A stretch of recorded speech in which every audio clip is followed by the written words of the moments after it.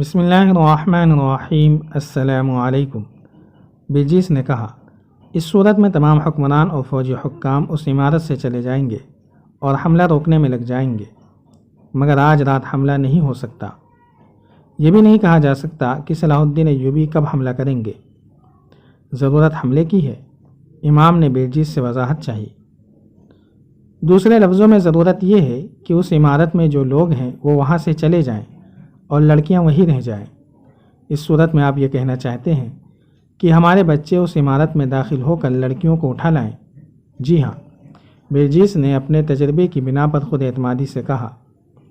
اگر شہر کے اندر کوئی بڑا ہی شدید اور خطرناک قسم کا ہنگامہ ہو جائے، کہیں آگ لگ جائے اور آگ جنگی ساز و سامان کو لگے، تو شاید حکمران اور دیگر لوگ وہاں سے نکل کر موقع واردات پر چلے جائیں۔ بلجیس گہری سوچ میں کھو گیا۔ اس نے عثمان سالم اور اس کے ساتھیوں کو باری باری دیکھا اور کچھ دیر بعد کہا، ہاں میرے مجاہدوں، اگر ایک جگہ آگ لگا سکتے ہو تو لڑکیوں کی رہائی کی صورت پیدا ہو سکتی ہے۔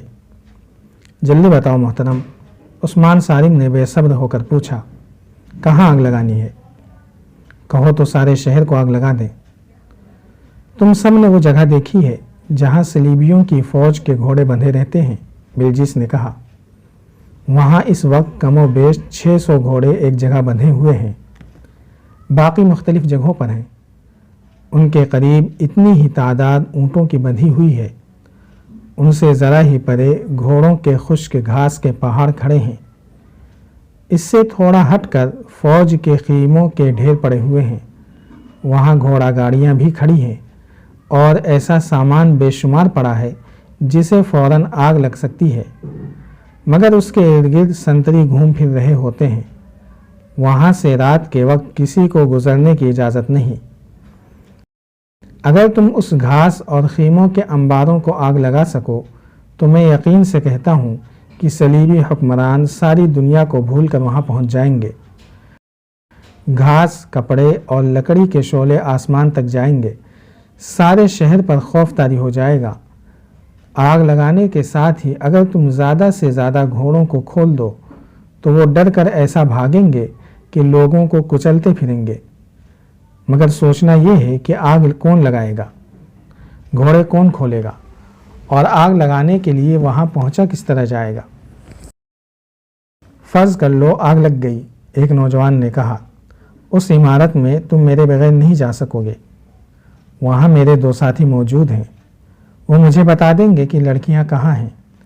مگر یہ بھی سوچ لو کہ لڑکیوں کو اٹھا کر لائیں گے تو انہیں کہیں چھپانا بھی ہوگا، اور اس کے بعد کرک کے مسلمانوں پر قیامت ٹوٹ پڑے گی۔ صلیبی یقین ہی نہیں کریں گے کہ یہ مسلمان کے سوا کسی اور کا کام ہو سکتا ہے۔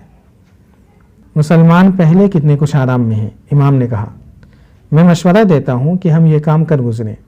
صلیبیوں کو معلوم ہو جانا چاہیے کہ مسلمان کتنا ہی مجبور اور بے بس کیوں نہ ہو، وہ غلام نہیں رہ سکتا، اور اس کا واد جگر چاک کر دیا کرتا ہے۔ بلجیس تو تھا ہی کمانڈو قسم کا جاسوس۔ وہ کئی راز معلوم کر کے سلطان ایوبی تک پہنچا چکا تھا، لیکن اسے اس قسم کی تخریب کاری کا کوئی موقع نہیں ملا تھا۔ وہ ایسی شدید کارروائی کو ضروری سمجھتا تھا تاکہ صلیبیوں کو معلوم ہو جائے کہ مسلمان کیا کر سکتا ہے۔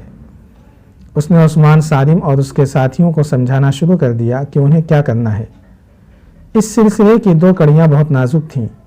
ایک یہ کہ آگ لگانے کے لیے 3-4 لڑکیاں جائیں، وہ سنتری سے کسی اعلیٰ فوجی حاکم کا پتہ پوچھیں اور سنتری کو مار ڈالیں۔ بلجیس نے لڑکیوں کو بھیجنے کی اس لیے سوچی تھی کہ عورت، خصوصاً نوجوان لڑکی جو تأثر پیدا کر سکتی ہے، وہ کوئی مرد نہیں کر سکتا۔ مرد شک پیدا کر سکتا ہے۔ دوسرا خطرناک مرحلہ یہ آیا کہ کتنے نوجوان صلیبی حکمرانوں کی عمارت پر حملہ آور ہوں۔ بلجیس اور امام نے متفقہ طور پر کہا کہ زیادہ نہ ہوں، یہی 8 ہوں تو بہتر ہے، کیونکہ زیادہ ہجوم نظر آ سکتا ہے اور کسی نہ کسی کے پکڑے جانے کا خطرہ زیادہ ہوگا۔ پھر یہ مسئلہ پیدا ہوا کہ اتنی دلیل لڑکیاں کہاں سے ملیں گی۔ عثمان سالم نے کہا کہ ایک اس کی بہن النور ہوگی۔ ایک اور نوجوان نے کہا کہ دوسری اس کی بہن ہوگی۔ باقی 6 نوجوانوں میں کسی کی بہن نہیں تھی۔ امید ظاہر کی گئی کہ یہ دو لڑکیاں اپنی اپنی ایک سہیلی کو ساتھ لے لیں گی۔ بلجیس نے ان لڑکیوں کو ان کا کام سمجھانے کی ذمہ داری اپنے اوپر لے لی۔ سورج غروب ہو گیا تھا۔ امام مسجد ایک طرف چلا گیا، باقی سب ایک ایک کر کے باہر نکلے۔ سب سے آخر میں بلجیس باہر نکلا۔ وہ پھر وہی موچی تھا جسے کچھ خبر نہیں تھی کہ اس کے ارد گرد کیا ہو رہا ہے۔ وہ جھکا جھکا اس طرح مری ہوئی چال چلا جا رہا تھا جیسے ساری دنیا کے رنج و غم کا بوجھ اس کے کندھوں پر گر پڑا ہو۔ عثمان سالم اپنے گھر سے ابھی کچھ دور تھا کہ اسے رینی الیگزینڈر مل گئی۔ وہ عثمان کی بہن النور کی گہری سہیلی بنی ہوئی تھی۔ دونوں بہن بھائی چاہتے تھے کہ وہ ان کے گھر نہ آیا کرے، لیکن عثمان سالم اسے اچانک گھر آنے سے روک کر کسی شک میں نہیں ڈالنا چاہتا تھا۔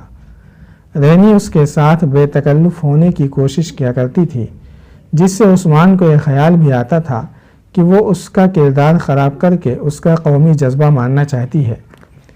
اس شام رینی راستے میں مل گئی۔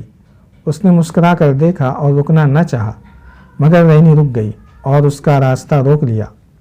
عثمان سالم کو ایسا کوئی ڈر نہیں تھا کہ وہ مسلمان ہے اور ایک عیسائی لڑکی کے ساتھ باتیں کرتا پکڑا گیا تو سزا پائے گا۔ وہ جانتا تھا کہ صلیبی اور یہودی انہیں دیکھ کر خوش ہوں گے کہ ان کی ایک لڑکی مشتبہ مسلمان نوجوان کو اپنا گرویدہ بنا رہی ہے۔ وہ بھی رک گیا اور بولا، میں ذرا جلدی میں ہوں رینی۔ تمہیں کوئی جلدی نہیں عثمان، رینی نے دوستانہ لہجے میں کہا۔ کیا تم اتنی آسانی سے مجھ سے پیچھا چھڑا سکو گے؟ میں تم سے پیچھا چھڑانے کی تو نہیں سوچ رہا۔ جھوٹ نہ بولو عثمان، رینی نے مسکرا کر کہا۔ میں تمہارے گھر سے آ رہی ہوں۔ تمہاری بہن نے مجھے صاف کہہ دیا ہے کہ یہاں اب کم آیا کرو۔ عثمان ناراض ہوتا ہے۔ کیوں عثمان، یہ بات تم نے خود کیوں نہ کہہ دی؟ عثمان سالم کی ذہنی حالت کچھ اور تھی۔ وہ جلدی میں تھا اور اس کے جذبات بھڑکے ہوئے تھے۔ وہ ٹالنے کے لیے کوئی موضوع جواب نہ سوچ سکا۔ اس کے منہ سے وہی بات نکل گئی جو اس کے دل میں تھی۔ اس نے کہا، رینی، معلوم نہیں میں خود کیوں نہ تمہیں کہہ سکا کہ ہمارے گھر نہ آیا کرو۔